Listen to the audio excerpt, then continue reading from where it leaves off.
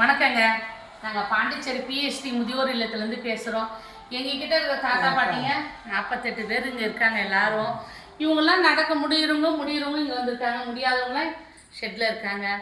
இப்போ மழை காலம், எல்லாருடையும் வறுமை தான், இருந்தாலும் எங்களுக்கு ரொம்ப வறுமை. இதை பார்க்குறவங்க ஒவ்வொருத்தவங்களும் ஒரு வேளை சாப்பாடு இவங்களுக்கு முன் வந்து செய்யுங்க.